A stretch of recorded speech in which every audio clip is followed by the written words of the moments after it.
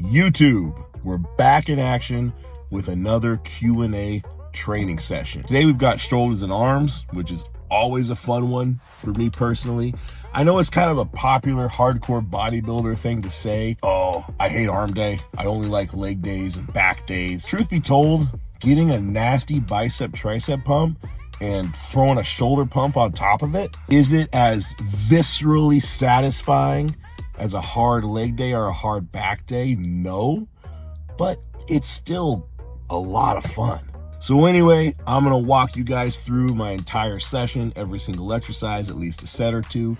While you're watching that, I'm gonna chime in here and there and answer some Q&A questions that I just got on Instagram. Before we get to questions, I do want to talk about my execution on this first movement. This is a reverse fly on a pec deck machine. What I'm trying to do here is actually push my shoulder blades forward. That way I'm lengthening my traps, and I'm not trying to retract my scapulas at the top of the movement. I'm trying to leave my shoulders in that forward position and just move my arm in a way that contracts my rear delt specifically. If you put too much retraction into the movement and you try to pull your arm all the way back, you are going to recruit more traps upper back than just rear delts. If that's what you're going for, fine, nothing wrong with it.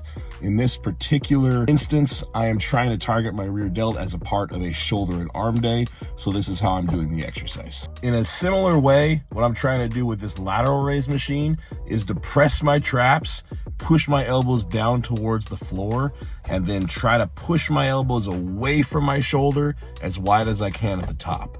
Again, keeping the traps out of the movement, keeping the tension on the delt. Okay, first question, and this is an easy one. When is your next show? As of right now, the plan is to compete at the latest possible qualifying show in my area, which is the Northwest Championships in November. It's a cool show. I've been to it a couple of times to support some friends, and the overall trophy for bodybuilding is a big ass Thor's hammer, which don't mind if I do. Next question, best post-workout meal. I know this is an annoying answer, but it's the truth. The best post-workout meal for you is the one that digests easily, doesn't cause distress right after training, something you enjoy, look forward to eating, and is easy to get down.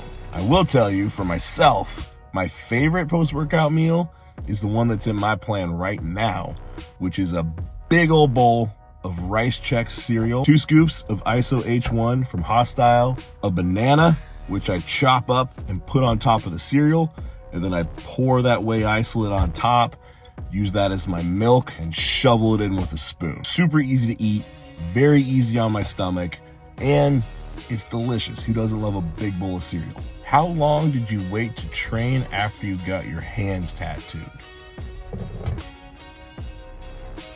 Maybe you think I'm Ian Valliere, which is incredibly flattering, or maybe you're talking about my wrist and my forearm tattoos. If that's what you mean, I don't think I waited any time.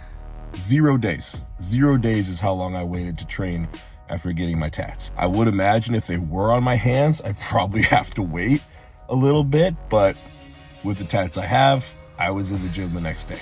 Have you ever thought about making your own brand t-shirt?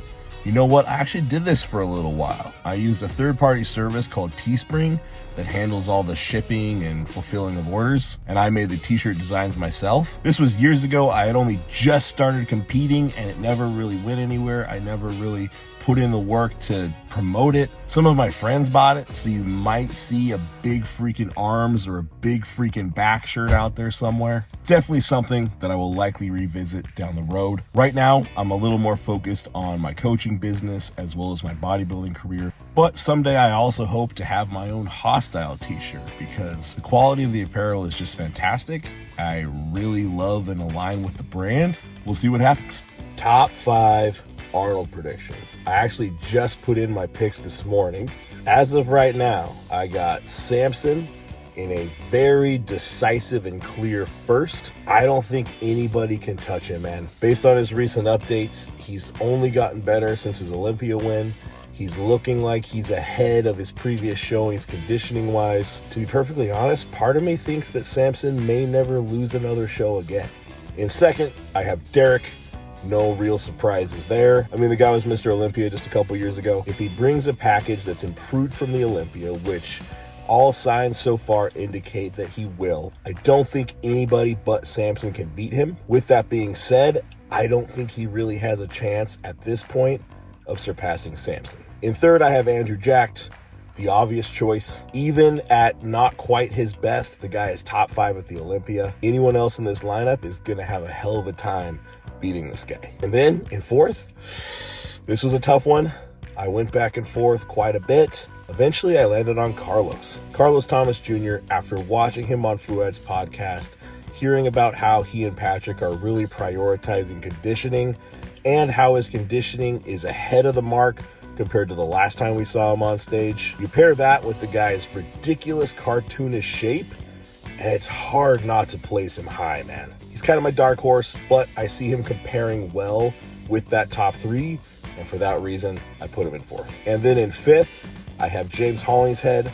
He, based on his updates, is looking potentially his best ever. Kind of a nice balance between his more conditioned showings and the last couple of times we saw him on stage when he was blasting full. Looks like he and his new coach Stefan have perfected kind of the middle ground between those two looks, but we still got some time till show day. You never know what could happen in these last couple weeks. For now, I got him 5th. All right, and that does it for questions today. As you can see here, I'm wrapping up biceps with this 2-pulley cable curl. I like to take several steps out in front of the stack and really go for a big stretch on this movement, intentionally pinning my elbows behind me to go for maximum lengthening of the bicep. For both my biceps and my triceps, that's how I run this workout. I do a shortening movement. For biceps, that was the preacher curl, and then a lengthening movement. For biceps, that's the 2-pulley cable curl.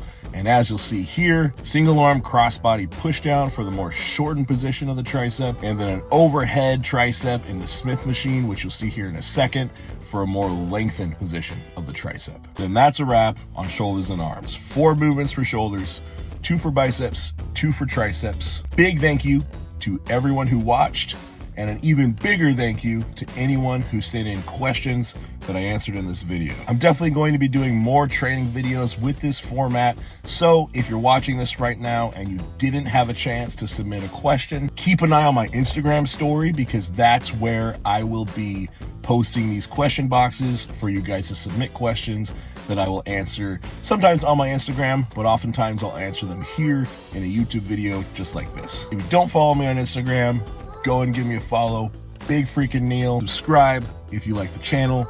Give the video a like if you enjoyed it.